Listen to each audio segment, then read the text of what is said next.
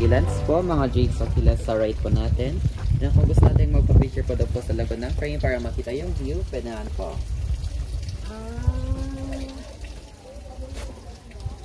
Okay. Para magpa-picture po tayo dyan po sa likod po. Okay lang. Okay.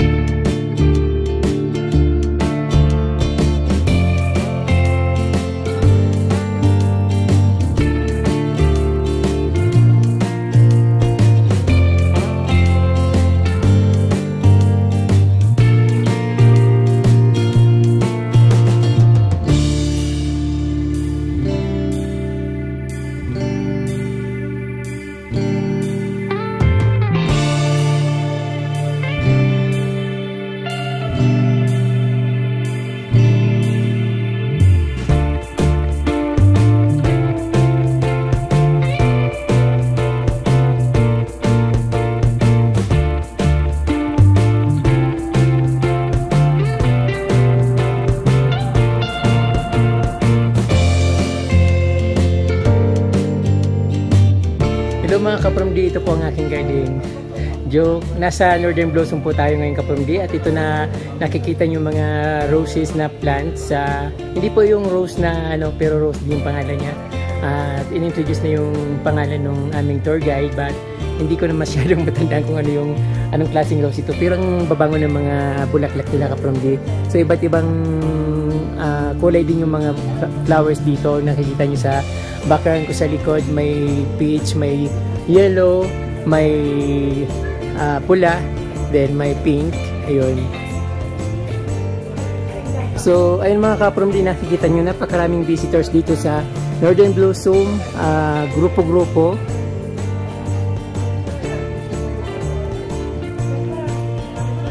Ayun, napakaraming visitors dito.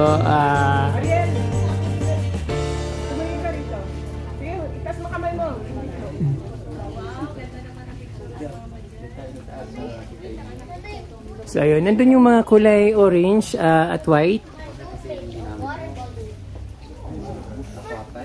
So pupuntahan natin para makita natin ang malapitan. So ito naman yung yellow and orange. Careful po dyan sa taas po.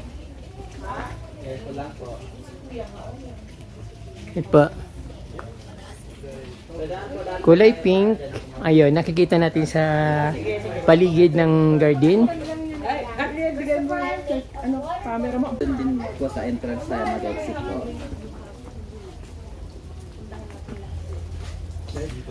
So, ayun. Tingin mo kay Kuya Brian. 1, 2, 3. Paano, Jaber? Sige, bye.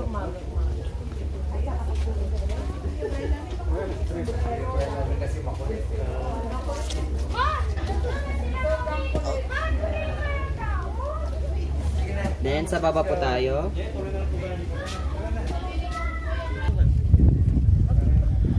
Mga Malaysian moms.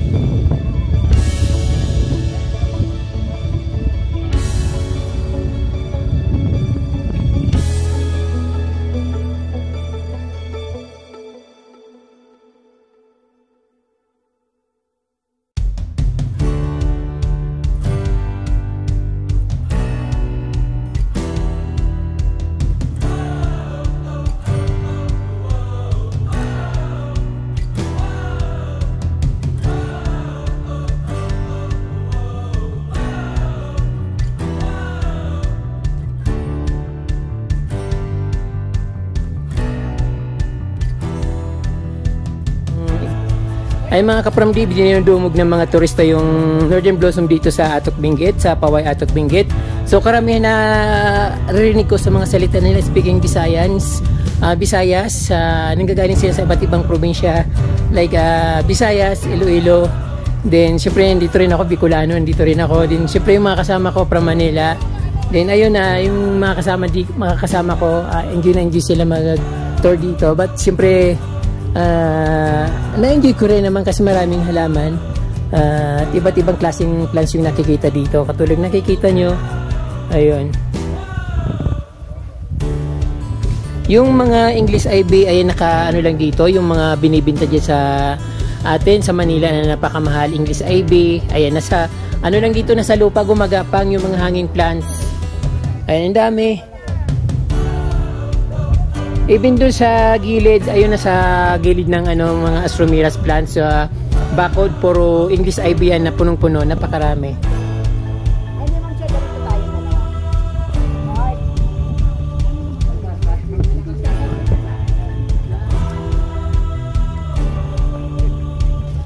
Dito naman kapamdi yung nakikita natin sa bandang taas at punong-puno din ng mga marigold plants dito. So ayun, yung sinasabi ko sa inyo nga, napakaraming mga ivies, English ivies dito sa gilid. Yung pinunta ko mismo. So ayan, nakatanim lang sa lupa, hindi siya nakahang. Pero pababa siya, mayroon silang mga variegated. Dito naman mga kulay green lang, nakikita nyo, napaka-lago, talagang punong-puno. Then dito naman yung variegated na mga English ivies. Ayun. Sana all mayroon ganito, no? Tapos nabibili natin sa Manila. Dati umabot ng 350 yung per pot na nakahang. So dito, ayun, sobrang dami. Ang laki rin ng mga hydrangeas dito na kulay pink. Ayan na, parang talagang bloom na bloom. Katulad na nakita nyo dan kapramdi.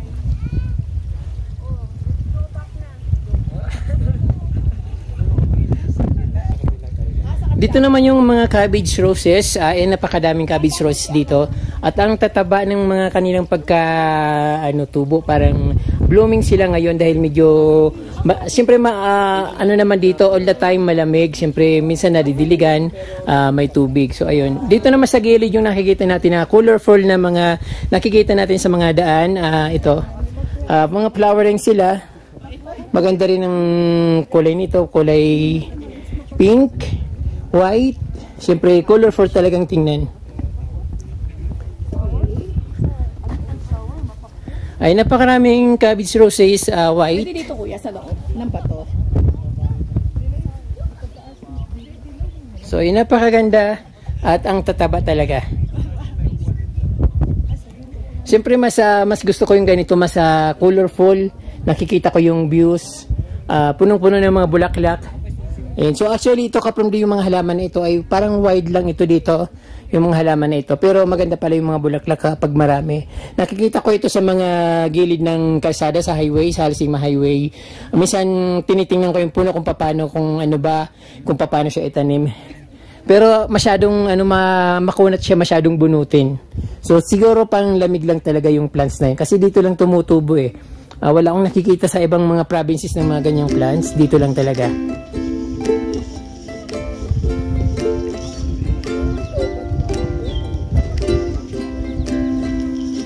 Ayan, beautiful cabbage roses. Matagal cabbage. Cabbage, rose, roses. Cabbage, roses.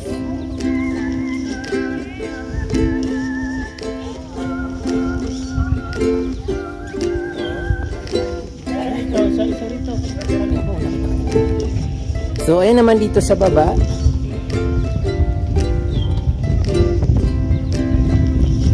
Yung mga halaman na ito kapramdi, marami rin ito sa gilid ng Halsima Highway. So nagsasawa ako kakatingin ng mga halaman niya. Pero napakagandang tingnan kasi napakaliwanag, parang fire.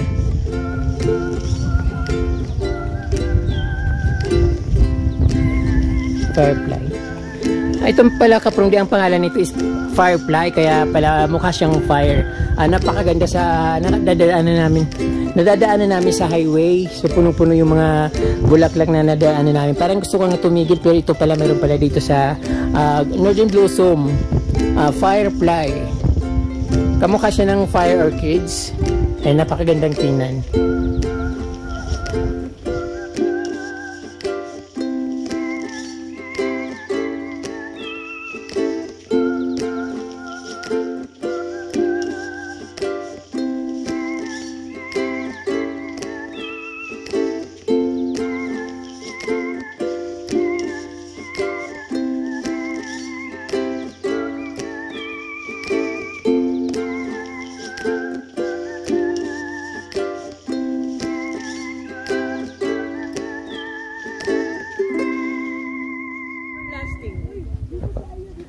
Ito naman mga kapramdi ay everlasting plants. So napakarami palang kulay ng everlasting plants. Napakaganda ng mga bulaklak niya para mga roses. So ayan kapramdi, everlasting. Akala ko yung everlasting yung kulay yellow na nabibili sa yung pinapatuyo. Mayroon din pala silang mga iba't ibang kulay. Pink, peach, white. Ayun, napakadami.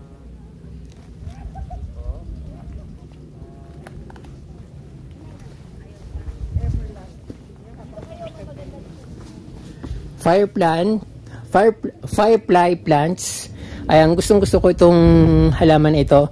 Iniisip ko nga kung pwedeng makadala ako nito sa amin kasi wala akong nakikita doon sa amin ng ganitong mga halaman, firefly.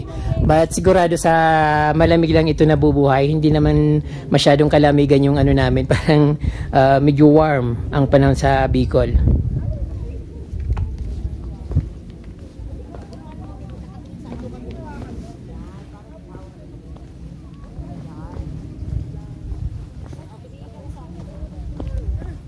Everlasting, may mga bees. Ayan. Siguro napakaraming bees dito kasi sobrang dami ng mga halaman dito, mga flowers.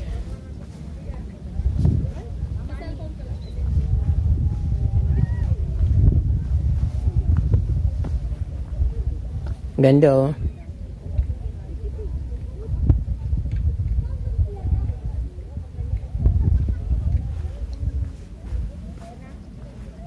Ano daw yan? 1 year bago malanta. Ito po yung pinapatuyo. Oo, everlasting. Ito yung nilalagay, ginagawa. Sinasabit po. Oo, 1 year bago malanta. Iba-iba palang kulay nito. Ito mga kapramdi, 1 year daw ito bago malanta. Yung nakikita natin na mga binibinta sa mga garden, mga flower shop na parang yung sinasabit. So ito 1 year bago malanta, pero talagang napakaganda kapramdi. Pag hinawakan mo parang plastic siya. Ayan, plastic na plastic yung dating kapag hinawakan mo. Matigas at parang tuyo.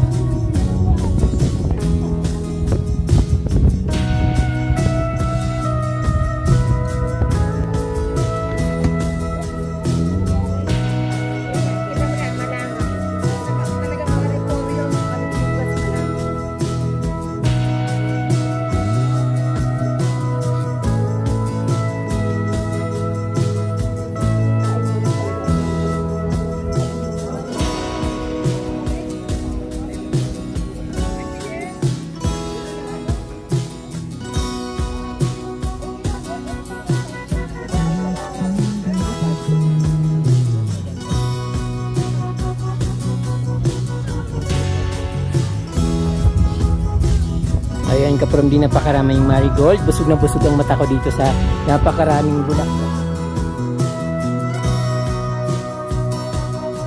Parang ako.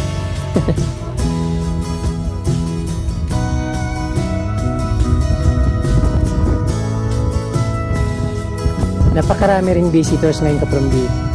Dahil bakasyon yata si school, ngayon maraming mga tao ngayon.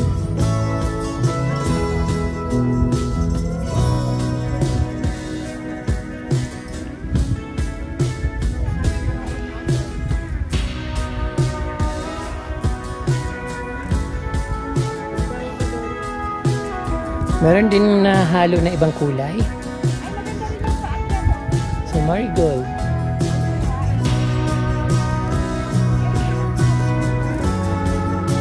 Ito ay ibang halaman naman ito Kapromdi.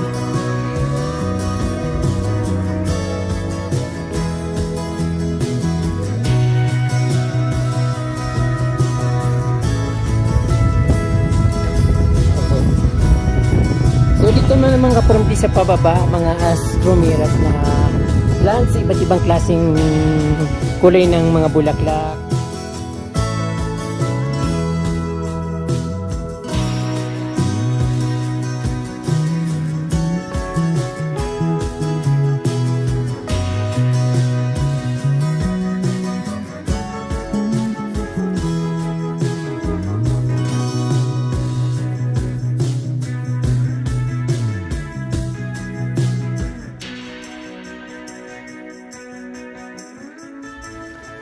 Nandito pala Kapromdi yung mga favorite plants ko, yung mga dahlia. Ayan, may dahlia white, may dahlia pink, may dahlia yellow. Tapos dito yung mga succulent ang ginawang hearts.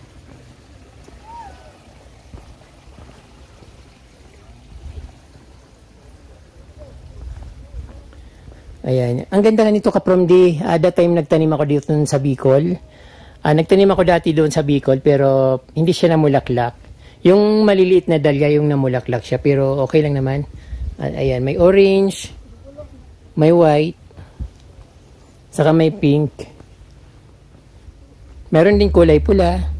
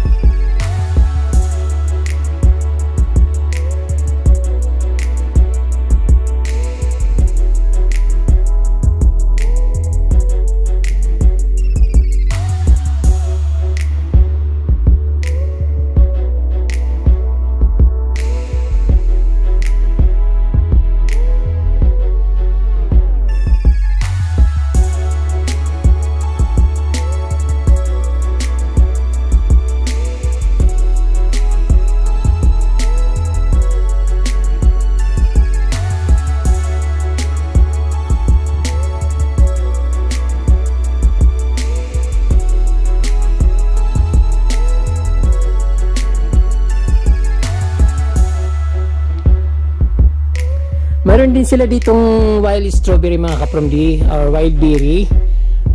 Sa amin meron din ganito sa amin pero yung maraming tinik dito. Parang walang masyadong matinik pero marami siyang bunga. So, tikman ko nga. Ang harap. Asim. Ang asim.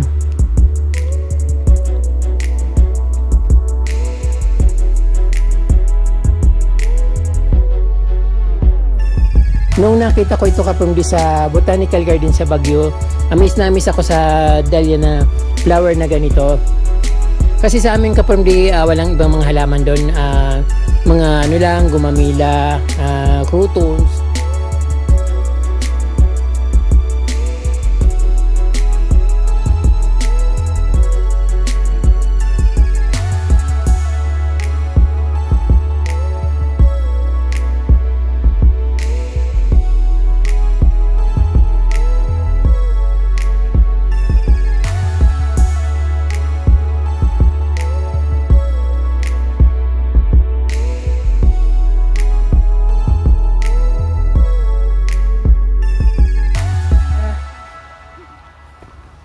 Siyempre dito sa baba, mga astromeras. Ayun, walang katapusan Astromiras, napakadami.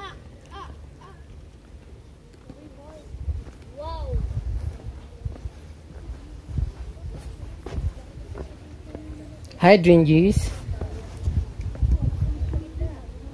At syempre dito yung panoramic view. Ayan, sa baba marami rin hydrangeas. Saka syempre napakagandang tingnan ng bundok. At ayun, mga pine trees.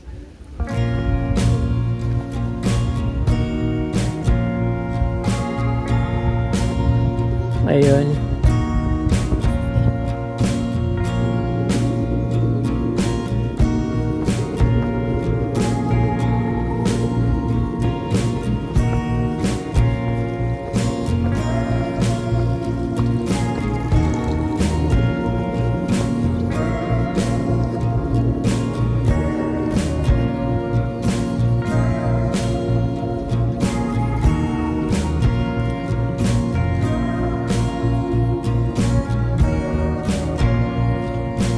Lavender, mga strawberries, wild strawberries, yung mga my favorite pine trees.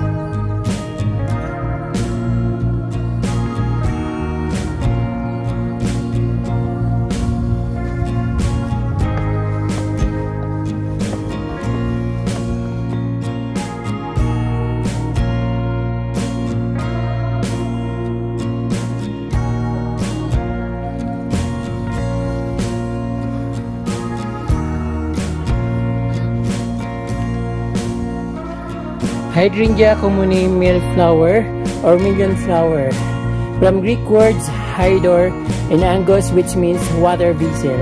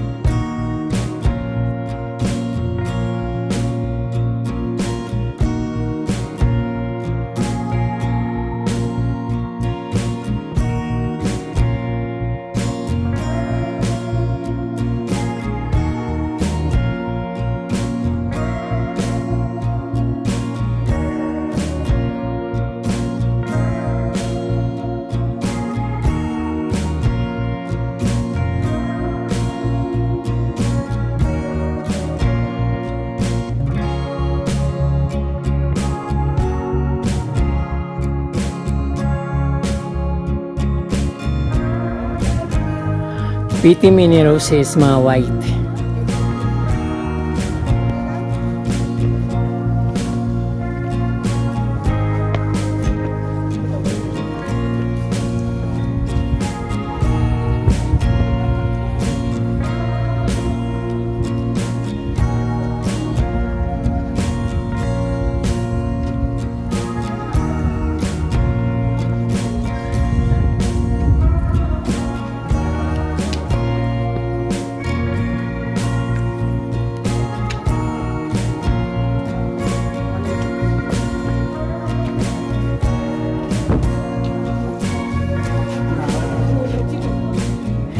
Snapdragon plants ay napakarami.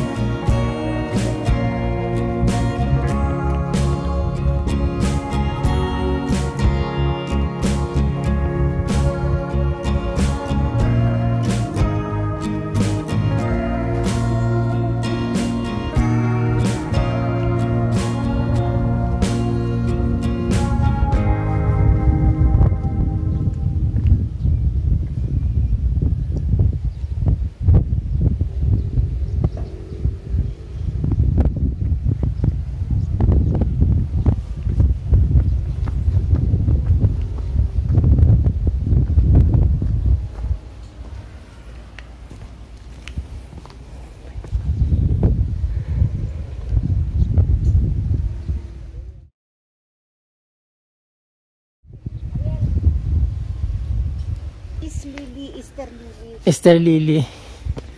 Variegated po yung ano niya. Maganda yellow. Mahal yan ang mahal. Yung puti mahal. Ito mga kapramdi, Easter lily, Calya lily or peace lily, yellow. Ayan, napakarami at ang gaganda.